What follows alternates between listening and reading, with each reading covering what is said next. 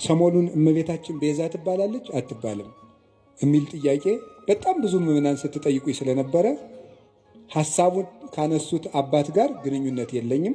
ብዙ ጊዜ ሰዎች ለሚያነሱት ሐሳብ እኔ መልስ የማልሰጥበት ምክንያት ሰዎቹ እንዲድኑ ስለምፈልግ ነው። በሌላ ትምህርት አስተምሮ ሰዎቹ ከዚያ እንዲጠገኑ ማድረግ የተሻለ ነው፣ እልክ ከማስያዝ ብዬ ስለማስብ ነው። ግን አንድ ነገር ልንገራችሁ።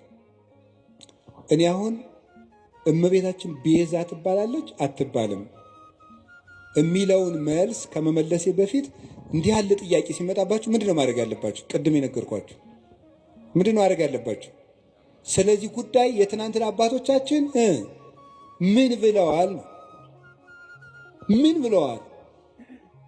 ቅዱስ ያሬድ ምንድነው ያለው? አባ ጊዮርጊስ ምንድነው ያለው? ቅዱስ ጎርጎርዮስ ዘንዚናዙ ምንድነው ያለው? ሕሊናዋን በመጠበቋ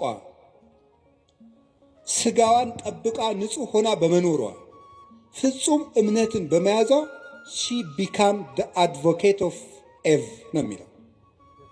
ከእንግሊዝኛው ቀጥታ ስለወሰድኩት የሔዋን ጠበቃዋ ቤዛዋ ሆነቻት ነው የሚለው ቅዱስ ጎርጎርዮስ ዘንዚናዙ።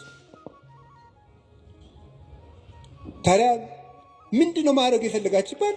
ሄዳችሁ ትናንትን ማየት ነው። ይባላል አይባልም? ሀሳብ ሲገጥማችሁ ምን ተብለዋል? እስኪ መምህር አባቶች ምን ብለዋል? በዚህ ጉዳይ ላይ ኑረውበታል እኮ። ግን እንደው ይሄ ልነግራችሁ ፈልጌ ነው።